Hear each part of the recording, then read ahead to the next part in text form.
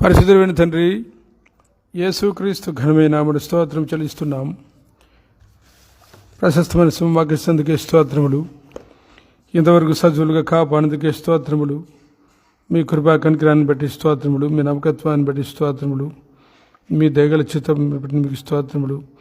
మీ చిత్త ప్రకారం సమస్తమైన క్రియలను కార్యములను సమకూర్చి రోమా 8వ అధ్యాయం 28వ వచనం ప్రకారం, కీర్తన 33వ అధ్యాయం 5వ వచనం ప్రకారం మా విషయమై మేలుకే జరిగిస్తున్నందుకే స్తోత్రములు. ఈ ఆత్మీయమైన గ్రహింపు మాకు అనుగ్రహించిన నిమిత్తం 2 కొరింథీ 4వ అధ్యాయం 5-6 వచనాల ప్రకారం, ఎఫెసీ 1వ అధ్యాయం 17 వచనం ప్రకారం మా ముననేత్రములను మా ప్రభువైన యేసుక్రీస్తు మరణ భూస్థాపన పునరుత్థానాలకు వచ్చిన స్వార్థలోని వెలుగు ద్వారా ప్రకాశింపచేసి తెరిచినందుకే స్తోత్రములు. అది మొదలుకొని దినదినము మా ప్రభువైన యేసుక్రీస్తునికి వచ్చిన అనుభవ జ్ఞానంలోనికి మమ్మల్ని నడిపిస్తున్నందుకే స్తోత్రములు. చివరికి మా ప్రభువైన యేసుక్రీస్తు వలె ఎఫెసీ పత్రిక 4వ అధ్యాయం 15వ వచనంలో ఉన్నట్లు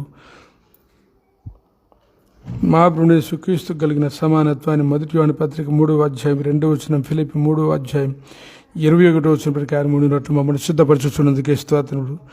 దాని నిమిత్తమే మీ భవిష్యత్ జ్ఞానాన్ని బట్టి 2 కొరింథీ 1వ అధ్యాయం చివరి వచనం ప్రకారం మా హృదయాల్లో ముద్రించిన పరిశుద్ధాత్మ దేవుని బట్టి స్తోత్రములు. మీ భవిష్యత్ జ్ఞానం బట్టి కొలస్సీ 3వ అధ్యాయం 16వ వచనం ప్రకారం ఇచ్చిన జీవవాక్యాన్ని బట్టి స్తోత్రములు. ఈ రెండింటిని కలవారమై మా ప్రభువైన యేసుక్రీస్తు నామమున పరిశుద్ధాత్మ సహాయమున మీతో ఎల్లప్పుడూ అన్యోన్యమైన సహవాసాన్ని కలిగి ఉన్నట్లు కృప చూపినందుకు స్తోత్రములు. ఆ హేతు చేతని ఈ సమయంలో సహా మా ప్రభువైన యేసుక్రీస్తు రాకడ విషయమైన ధ్యానం కోసమే ముందుకు సాగుతుండగా సమయోచితమైన సహాయం అనుగ్రహించి అత్యల్పంలో అయోగ్యుని నిస్వేతకు దాసుని జ్ఞాపం చేసుకుని మీ నామ మహిమ కొరకు, మీ ప్రజక్షేమం కొరకు, అపవాదికి అపజయం కలగడం కోసం వాడుకోనమని యేసుక్రీస్తు ఘనమైన నామమున స్తుతించి ప్రార్థిస్తున్నాం తండ్రి. ఆమేన్. ప్రభువైన యేసుక్రీస్తు యొక్క రాకడ విషయమైన ధ్యానం నిమిత్తం మత్తయి సువార్త 24వ అధ్యాయం 3 నుండి 51వ వచనం వరకు, మార్కు సువార్త 13వ అధ్యాయం 4 నుండి 37వ వచనం వరకు, లూకా సువార్త 21వ అధ్యాయం 7 నుండి 36వ వచనం వరకు లేఖన భాగములను మనం చదివి అందులో ఉన్న ఆత్మీయమైన భావాన్ని గ్రహించుకొనవలసినది. రాకడ అనున్నది యూదులకు చెందినదై దానియేలు 9వ అధ్యాయం 24-27లోని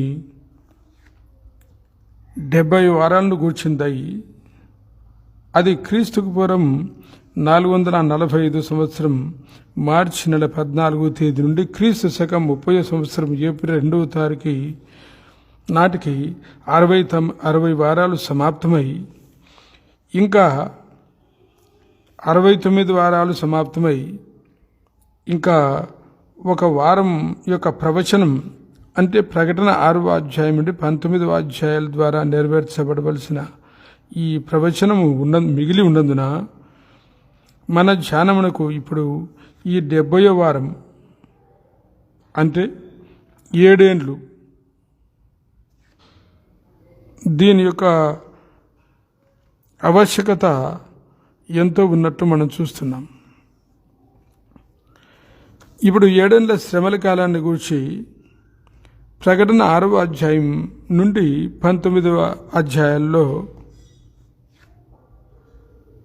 వివరించబడినట్లుగా మనం చూస్తున్నాం. మనం ఇప్పుడు ఈ ప్రకటన 6వ అధ్యాయం 9వ వచనం నుండి 17వ వచనం వరకు ధ్యానించవలసినది. ఎందుకంటే గతించిన ధ్యానంలో మనము ప్రకటన 6వ అధ్యాయం 1వ వచనం నుండి 8వ వచనం వరకు ధ్యానించుకున్నాం. అందులో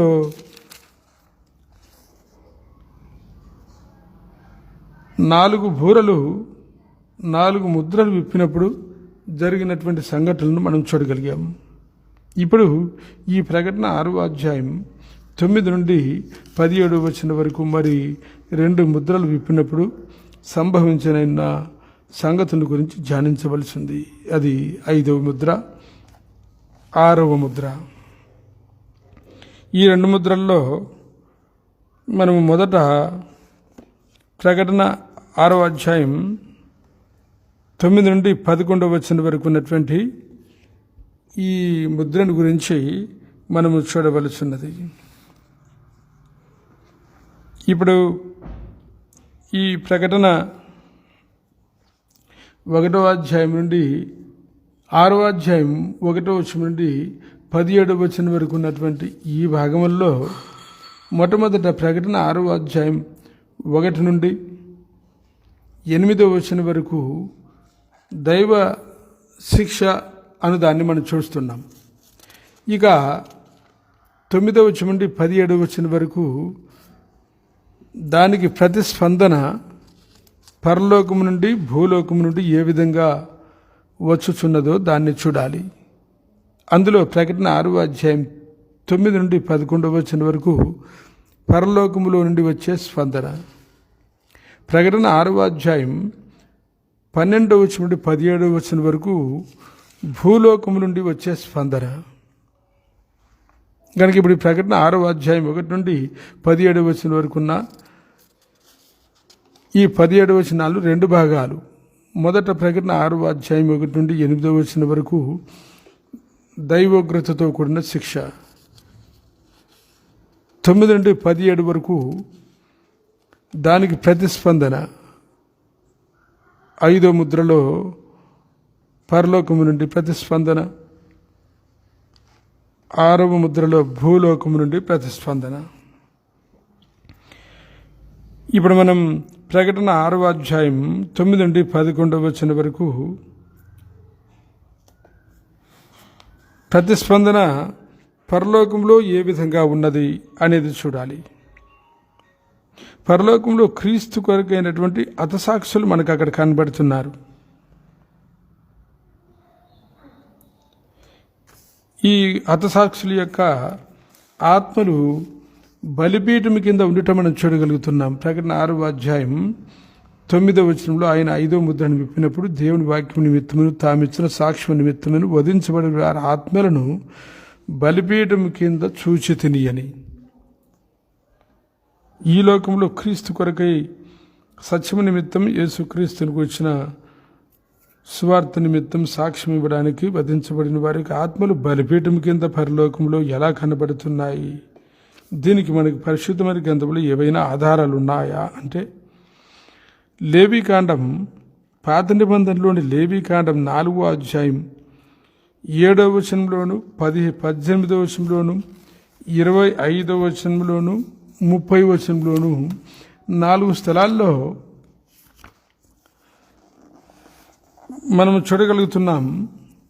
బల్యర్పణ నిమిత్తం ప్రత్యక్ష గుడారంలో వధించబడిన ఉన్నటువంటి ఈ బలిపశు యొక్క రక్తం బలిపీఠం యొక్క అడుగున పోయబడుట అనేది ఎంతో ప్రాముఖ్యత వహిస్తున్నది.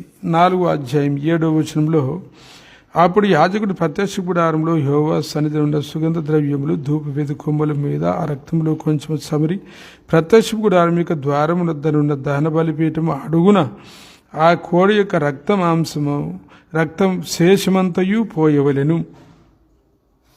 ఇక 18వ వచనంలో లాస్ట్లో కూడా మనం అదే చూడగలం.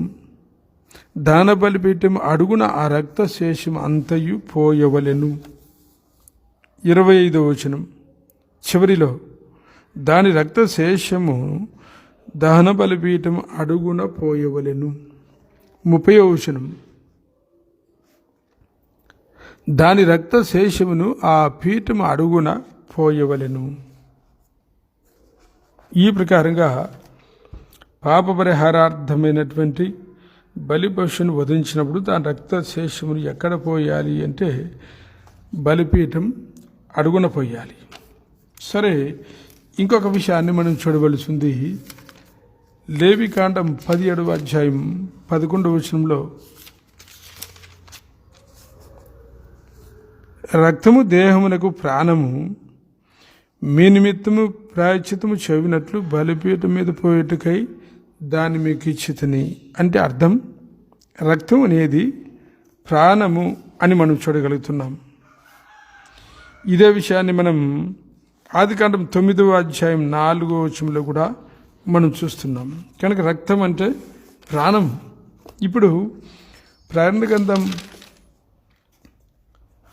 6వ అధ్యాయం 9వ వచనంలో హతసాక్షుల ఆత్మలను బలిపీఠం కింద చూచుట అనేది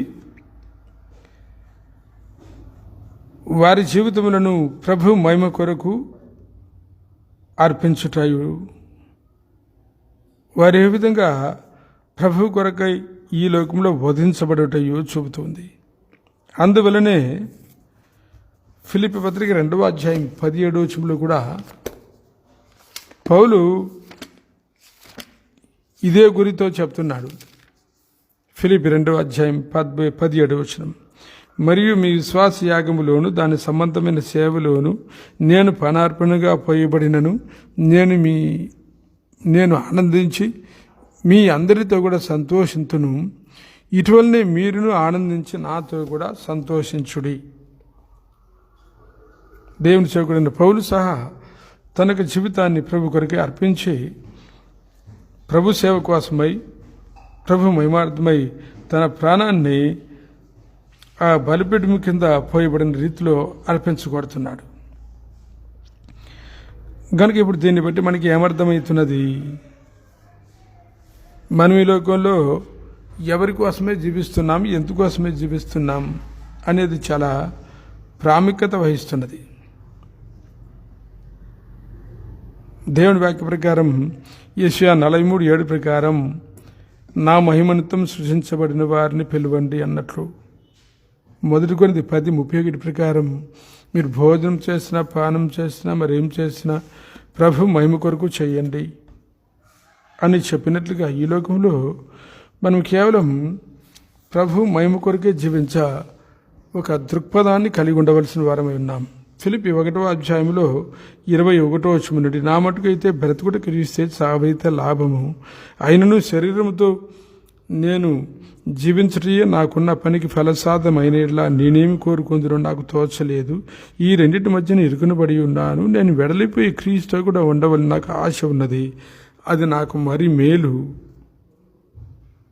అయినను నేను శరీరం ముందు నిలిచి ఉండటం మిమ్మల్ని బట్టి మరి అవసరమై ఉన్నది. కనుక పౌలు యొక్క జీవితంలో ఒక గురి కలిగి ఉన్నాడు.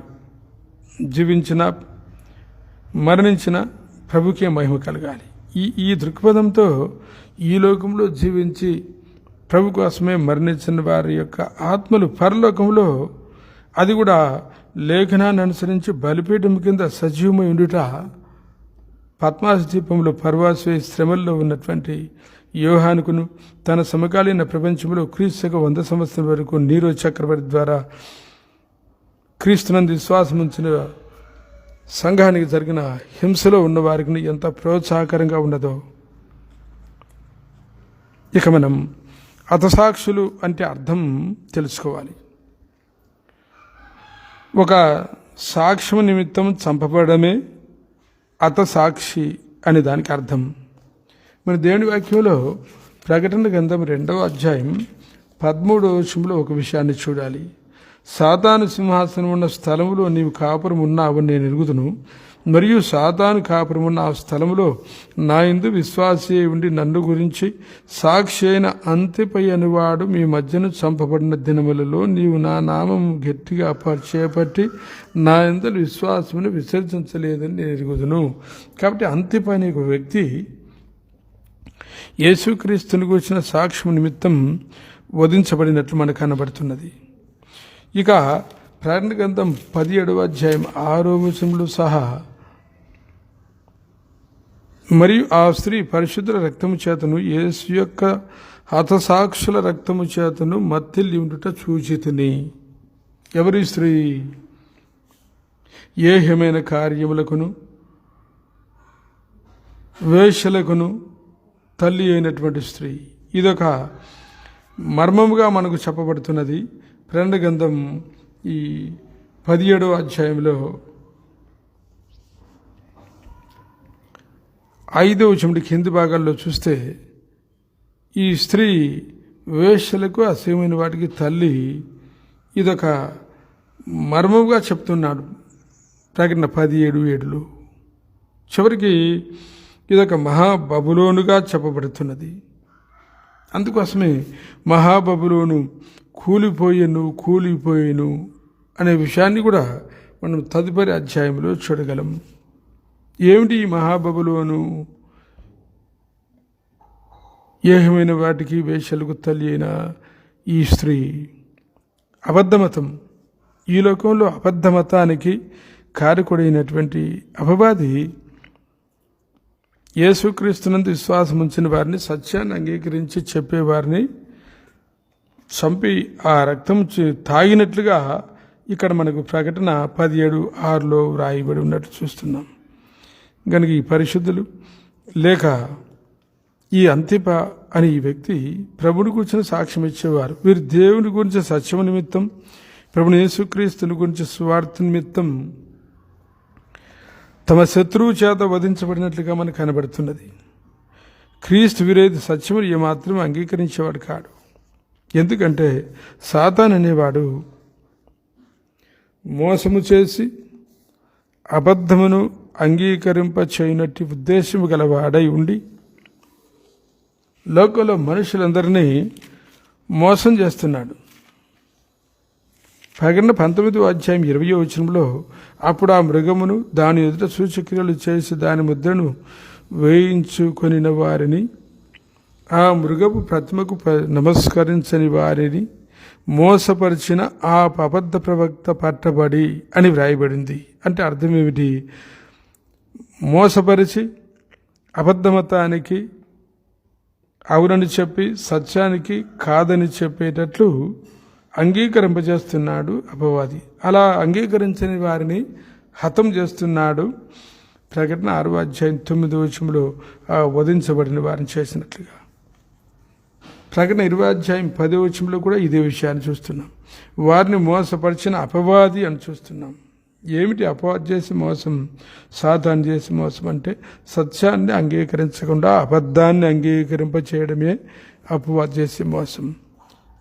ఈ విధంగా దేవుని వాక్యంలో 2వ దశలోనిపత్రిక 2వ అధ్యాయంలో కూడా ఈ విషయం రాయబట్టి మనం చూడగలుగుతున్నాం. 9-12 వరకు,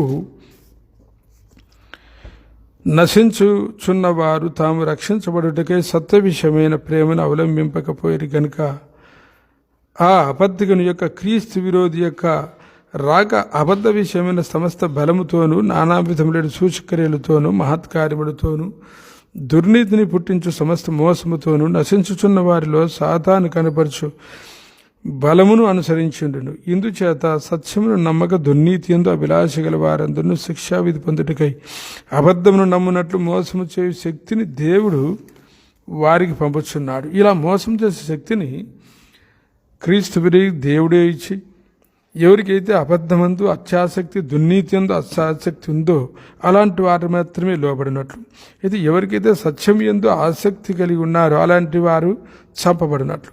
ఈ 2 భాగాలు కూడా భూమి మీద జరిగినప్పటికీ సత్యం కొరకు ఆసక్తి కలిగి చంపబడిన వారు ఎప్పుడైనా సజీవులే, వారు సజీవులుగా బ్రతికే ఉన్నారు, వారికి సావు లేదని రుజుపరిచిన నిమిత్తమే ప్రకటన 6:9 వధించబడిన వారి యొక్క ఆత్మలు బలిపీఠం కిందుట యోహానుకు ప్రభు ప్రేమించి చూపించాడు. కనుక ఈ లోకములో అబద్ధాన్ని ద్వేషించి అబద్ధాన్ని అంగీకరించక సత్యాన్ని ప్రేమించి సత్యాన్ని అంగీకరించి సత్యం కోసమే ఈ లోకంలో జీవించి చనిపోవుట అన్నది ఎప్పుడైనా సజీవమైనటువంటి జీవితమే, మరణం లేని జీవితమే. ఈ విషయము ఈ ప్రకటన 6:9 రుజువు చేస్తున్నది. మరి ఈ సత్యం ఎవరంటే మార్గము సత్యము జీవము నేనే అని యోహాను సువార్త 14:6 ఉన్నట్లు, యోహాను 11:25 ఉన్నట్టు, పునరుత్థానం జీవం నేనే అని ప్రభువు యేసుకు చెప్పినట్లు, యోహాను సువార్త 16:13 సత్యస్వరూపమైనటువంటి ఆత్మని చెప్పినట్లు, 33:11 కీర్తనల గ్రంథంలో సత్యదేవ అని చెప్పినట్లు, తండ్రి అయిన దేవుడు సత్యవంతుడు, ప్రభువు యేసుక్రీస్తు సత్యము, పరిశుద్ధాత్మ దేవుడు సత్యము. కనుక ఈ సత్యమును అంగీకరించి సత్యము కొరకు జీవించి సత్యము కోసం మరణించడం అనేది అది మరణాన్ని చూపించేది కాదు, కానీ నిత్యత్వంలో సజీవమై ఉండి ఆ తర్వాత క్రీస్తు ఏళ్ళ పరిపాలన కొరకు సిద్ధపరుచున్నది. సరే, ఇప్పుడు ఇంకొక విషయం ఏమిటంటే, ఒక వ్యక్తి క్రీస్తునందున్నవాడు తన శత్రు నిమిత్తమై ప్రతిదండ కోసం ప్రార్థన చేయవచ్చా అనేది ఒక ప్రశ్న. ఇక్కడ ప్రకటన 6:10 నాదా సత్యస్వరూపి పరిశుద్ధుడా, ఎందాక తీర్పు తీర్చక మా రక్తము నిమిత్తం భూనివాసులను ప్రతిదండన చేయక అని అక్కడున్న వారు ప్రార్థన చేస్తున్నారు కదా. క్రీస్తునందున్న వ్యక్తి తమ శత్రువుల మీద ప్రతిదండను కోరుకోవచ్చా? వాస్తవానికి వారు పరలోకములో బలిపెట్టుకుంటూ ప్రార్థించే ప్రార్థన వేరు, ఇక్కడ భూమి మీద ఉండి వారు చేసినటువంటి ప్రార్థన వేరు. ఎందుకంటే వారికి ముందున్న వారి ప్రభువు లూకాసు వార్త 23 ప్రకారం యేసు తండ్రి, లూకాసు వార్త 23:34 ప్రకారం యేసు తండ్రి వీరేం చేస్తున్నారో వీరి గనుక వీరిని క్షమించుము అని వారి ప్రభువు ఏ రీతిగా ప్రార్థించాడో వారు కూడా ఆ విధంగానే ప్రార్థించి ఎందురు. ఎందుకంటే మత్తయి సువార్త 5:44-48 వరకు 48 మీ పరలోకపు తండ్రి పరిపూర్ణుడు కనుక మీరును పరిపూర్ణుడై ఉండదండి ప్రభు చెప్పిన మాట ప్రకారం. అపొస్తలుల కార్యములు 7:20 ఉన్నట్లు స్టెఫెన్ మోకాళ్ళుని ప్రభువా వారి మీద ఈ పాపము మోపకమని గొప్ప శబ్దముతో పలికినట్లుగా ఆ బలిపీఠం కింద ఉన్నారు ఆత్మలు, స్టీఫెన్, ప్రభువైన యేసుక్రీస్తు. ఇదంతా ఒకే సత్య మార్గానికి చెందింది కాబట్టి వారు భూలోకంలో ఉన్నప్పుడు వారి ప్రభువు ప్రార్థించినట్లు స్టెఫెన్ ప్రార్థించినట్లే ప్రార్థించి ఎందురని మనం నమ్మవలసి ఉన్నది. కానీ పరలోకములో ఆ రీతిగా ప్రార్థించడం తగునా అంటే అవును, ఆ విధంగా ప్రార్థించాల్సిందే. ఎందుకంటే ఇక తప్పనిసరిగా సృష్టికర్తైన దేవుడు పాపాన్ని శిక్షించి నీతి న్యాయాలతో కూడినటువంటి రాజ్య స్థాపన ఈ భూమి మీద యేసుప్రభు ద్వారా చేయడానికి 7 ఏళ్ల శ్రమల యొక్క ఆవశ్యకత ఉన్నదని వారికి బహుశా దానియేలు గ్రంథం 9:24-27 ఈ వాక్య భావం తెలిసి ఉండవచ్చు. ఎందుకంటే 69 వారాలు పూర్తయి 7వ వారం మిగిలి ఉంది. 7వ వారం అంటే 7 సంవత్సరాలు దేవుని తగిన తీర్పు జరిగితే గాని వారు తిరిగి క్రీస్తుతో కలిసి ప్రకటన 20:4 ప్రకారం ఈ భూమి మీద 1000 ఏళ్ల పరిపాలన చేయలేరని వారికి తెలిసి ఉన్నది. అందులోనూ నీతి న్యాయాలను కోరుకున్న ఎవరైనా పాపాన్ని శిక్షించమని అడగడంలో అది దేవుని యొక్క ప్రేమను చూపించేదిగా ఉంది. అందువలన పరిశుద్ధమైన గ్రంథంలో పాత నిబంధన గ్రంథంలో కీర్తన 74:9-10 వరకు, 79:5, 94:3-4 హబక్కూకు 1:2 కూడా అక్కడున్న వారు ప్రార్థిస్తున్నారు. ఇక ఎంతకాలం, ఎంతవరకు, లేక ఎందాక మేము వేచి ఉండాలి అని. ఎందుకు వీరు ఎందాక అని అడుగుతున్నారు అంటే దేవుడు పాపానికి తీర్పు తీర్చే సమయం, లేక ప్రభువైన యేసుక్రీస్తు ఆకాశ మండలం మీదకి వచ్చే సమయం తండ్రి తన స్వాధీనం ముందు ఉంచుకొని ప్రభువైన యేసుక్రీస్తుకు కానీ భూమి మీద ఉన్నటువంటి మరెవరికి కానీ తెలియకుండా రహస్యంగా ఉంచుకున్నాడు. అందువలన ఇప్పుడు పాత నిబంధన భక్తులు కానీ కొత్త నిబంధన భక్తులు కానీ ప్రార్థించేది ఏమిటంటే ప్రభువా పాపానికి తీర్పు తీర్చు. ఇందులో నీతి న్యాయాలను అపేక్షించే మనస్సు ఉన్నట్లుగా మనం చూడగలుగుతున్నాం. ఎందుకంటే దేవుని యొక్క సింహాసనములకు ఆధారములు నీతి న్యాయములే అని మన దేవుని యొక్క వాక్యంలో కీర్తనలు 97:2 చూడగలుగుతున్నాం. మేఘాంధకారములు ఆయన చుట్టూ ఉన్నాయి, నీతి న్యాయములు ఆయన సింహాసనములకు ఆధారములు అని ఉన్నాయి. నీతి న్యాయాలు కోరుకునే మనస్సు గల వారు ఎవరైనా పాపాన్ని శిక్షించమని అడగడంలో ఎందాకా వేచి ఉండాలి అని అడగడంలో అది దేవుని యొక్క ప్రేమను బట్టి ఈ ప్రకారంగా వారు అడుగుతున్నారని మనం గ్రహించవలసినది. ఇక దేవునికి వాక్యంలో ఎందాకా అని వారు అడిగినటువంటి ప్రశ్నకు జవాబుగా ఏమని ఉన్నది? వారి వలనే చంపబడు వారి యొక్క సహదాసుల యొక్కయు సహోదరుల యొక్కయు లెక్క సంపూర్తి వరకు ఇంకా కొంచెం కాలము అని ఉన్నది. అంటే అర్థమేమిటి? ప్రకటన 6:9 ఏ విధంగా వారు క్రీస్తుని గురించిన సాక్ష్యం దేవుని వాక్యం నిమిత్తం వధించబడి ఉన్నారు, ఆ విధంగానే వధించబడిన వారు వధించబడవలసిన వారు ఇంకా భూమి మీద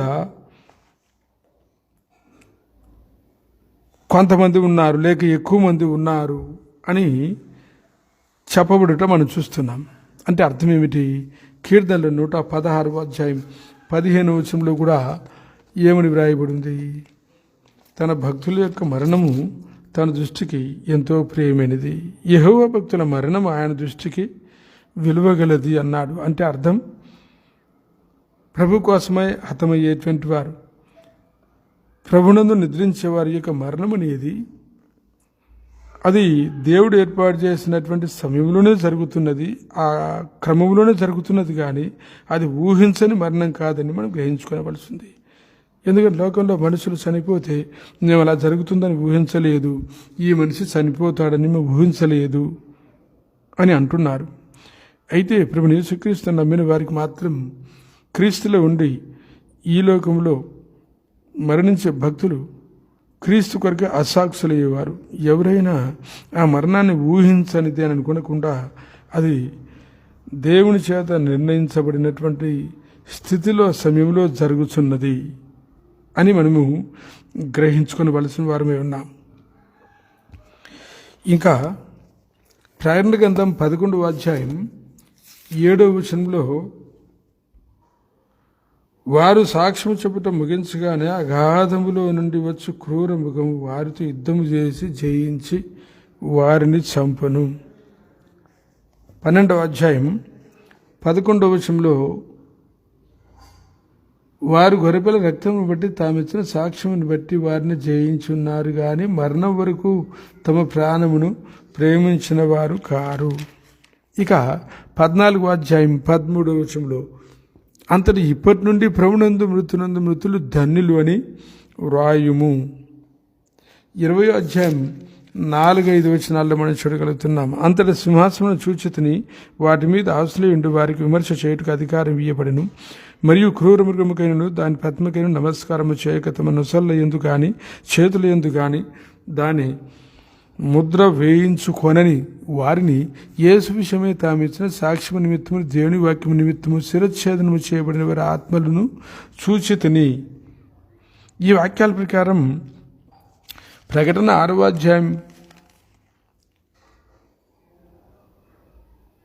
11వ వచనంలో, వారి వల్లనే చంపబడి వరకు సహదాసుల లెక్క పూర్తి వరకు అని చెప్పింది. దాన్ని బట్టి చూడగా మనం చదువుకున్న ఈ వాక్యాల్లో ప్రకటన 11, 7, 12, 11, 14, 13, 24 వచనాలు చూడగా ఇంకా అనేకులైన వారు ఆ శ్రమల కాలంలో సహా చనిపోవలసిన వారై ఉన్నారని మనకు అర్థమవుతున్నది. సరే, వారు ఆ విధంగా చనిపోయారు అంటే దాని అర్థం ఇంకా వారికి జీవం లేదని కాక, వారు ప్రభువు యేసుక్రీస్తు యొక్క రాకడ సమయంలో మొదటి దశ పత్రిక 4:17 ప్రకారం సంఘము పునరుత్థానమై, రెండవది ప్రకటన గ్రంథం 20వ అధ్యాయం 4వ వచనం చివర వారు బ్రతికిన వారై క్రీస్తుతో కూడా 1000 ఏళ్ళు చేసిరి అని చెప్పడం చూడగా, శ్రమల కాలంలో సహా చనిపోయినటువంటి క్రీస్తు కొరకు అసాక్షులైన వారందరూ బ్రతికి, అందులో యూదులు కానీ అన్యులందరూ ఉన్నారని ప్రకటన గ్రంథం 7వ అధ్యాయం 1 నుండి 8వ వచనం వరకు 1,04,000 మంది, 9వ వచనంలో ఎవరు లెక్కించలేని గొప్ప సైన్య సమూహం చెప్పుడు చేట అర్థమవుతున్నది కనుక వీరందరూ కలిసి ప్రభువు యేసుక్రీస్తు ప్రకటన గ్రంథం 19వ అధ్యాయం 11 వచనాల్లో ఉన్నట్లు సంఘముతో కలిసి ఆకాశ మండలం మీద భూమి మీదకి వచ్చినప్పుడు 1000 ఏళ్ల పరిపాలన చేయబోతున్నారు. కనుక ఈ లోకంలో ప్రభువు యేసుక్రీస్తు కోసమే జీవించుట, ప్రభువు యేసుక్రీస్తు మన భూస్థాపన పునరుత్థానాల గురించి సాక్ష్యం చెప్పడానికి మన ప్రాణాన్ని పోగొట్టుకునుట అనేది నష్టం కాక అది లాభం కోసమే. తర్వాత వారికి ఒక అద్భుతమైనటువంటి బహుమానాన్ని కూడా ప్రభు సిద్ధపరిచాడు అని ప్రకటన 2వ అధ్యాయం 10వ వచనం ద్వారా మనకు అర్థమవుతున్నది. ఇదిగో మీరు శోధించబడినట్లు అపవాది మీలో కొందరిని చెరలో వేయించబోచున్నాడు. 10 దినములు శ్రమ కలుగును, మరణం వరకు నమ్మకంగా ఉండము, నేను నీకు జీవ కిరీటం ఇస్తానని ప్రభు చెప్పిన మాట చూడగా, మనకు ప్రభు కోసమే జీవించే వ్యక్తులకు ఆ జీవ కిరీటం లభించనే ఉండదని మనకు అర్థమవుతున్నది. కనుక ఈ లోకంలో మనం ఎవరి కోసమే జీవిస్తున్నాము అనేది చాలా ప్రాముఖ్యమైంది. మన కోసమే మనం జీవించిన పక్షమున, మన కోసమే సమకూర్చుకోవడానికి లోకంలో జీవించిన పక్షమున అది ఎంత వెరితనమో లూకా సువార్త 12వ అధ్యాయంలో 21వ వచనంలో వ్రాయబడి ఉంది. దేవుని ఎడల ధనవంతుడు కాక తన కొరకే సమకూర్చుకునేవాడు లూకా సువార్త 12వ అధ్యాయం 20వ వచనం ప్రకారం ఒక వెర్రివాడిగా ఉండటం మనం చూడగలుగుతున్నాం. ఈ లోకంలో తన కోసమై ప్రాణాన్ని కాపాడుకునేవాడు దాన్ని పోగొట్టుకొని ప్రభు కోసం, ప్రభు వాక్యం కోసమై దాన్ని పోగొట్టుకోవడానికి ఇష్టపడినవాడు దానిని కాపాడుకుంటాడు అనేది కూడా మనం దేవుని వాక్యంలో తదుపరి చూడవలసినది. కనుక మనం ఈ లోకంలో ఎవరి కోసం సమకూర్చుకుంటున్నాం, ఎవరి కోసం బతుకుతున్నాం? ప్రభు కోసం ఏమైనా సమకూర్చడానికి బతుకుతున్నామా, లేక మన కోసం సమకూర్చుకోవడానికి ఏమైనా బతుకుతున్నామా? ప్రభు కోసమై మన ప్రాణాన్ని పోగొట్టుకోవడానికి ఇష్టపడే మనస్సును కలిగి ఉన్నామా, లేక మన కోసమే మన ప్రాణాన్ని లోకములో ఉన్నవారి వలె పోగొట్టుకోవడానికి సిద్ధంగా ఉన్నామా? మన ముందున్నటువంటి ఈ ప్రశ్నకు మనము జవాబు చెప్పుకోవలసిన వారమే ఉన్నాం.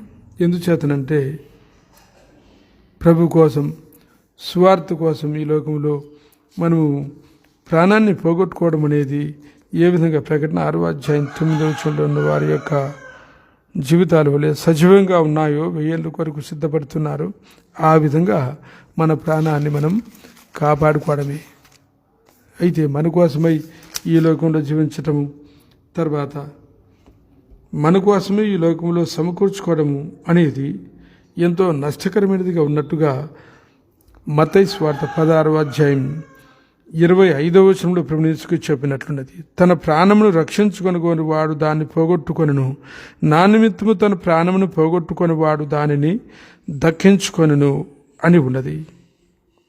ఒక మనుషుడు లోకమంతా సంపాదించుకొని తన ప్రాణాన్ని పోగొట్టుకుంటే అంటే అర్థం లోకమంతా సంపాదించుకోవడానికి ఈ లోకంలో జీవించి, లోకమంతా సంపాదించుకోవడానికి లోకంలో జీవించే జీవితాన్ని వ్యర్థపరిచి తిరిగి చనిపోతే దానివల్ల నిష్ప్రయోజనమే. అది 26వ వచనంలోని మొదటి భాగం. ఒక మనుషుడు లోకమంతా సంపాదించుకొని తన ప్రాణాన్ని పోగొట్టుకుంటే అతనికి ఏం ప్రయోజనం? 2, ఒక మనుషుడు తన ప్రాణానికి ప్రతిగా ఇక ఏమి ఇయ్యగలడు? విలువైనటువంటి ప్రాణం, దేహం.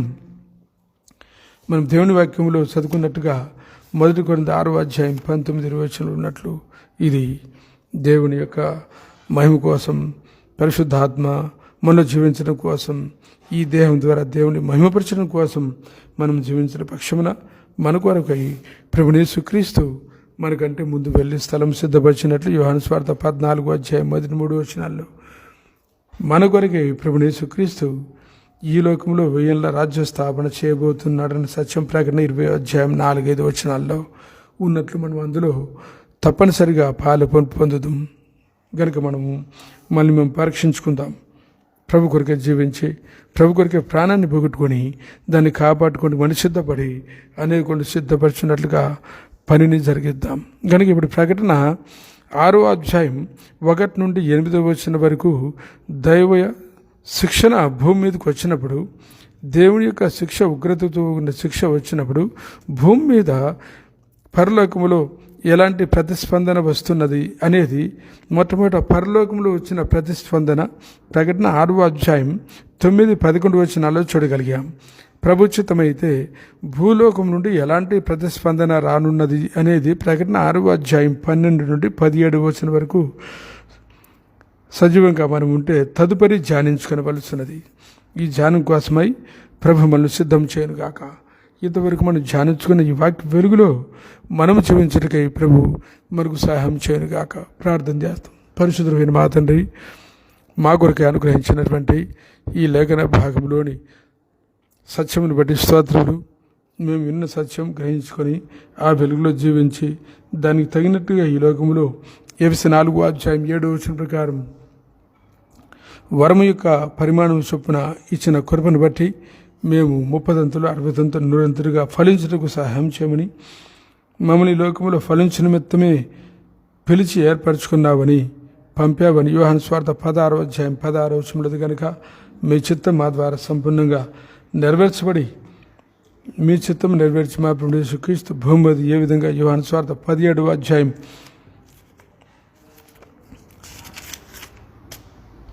4వ వచనంలో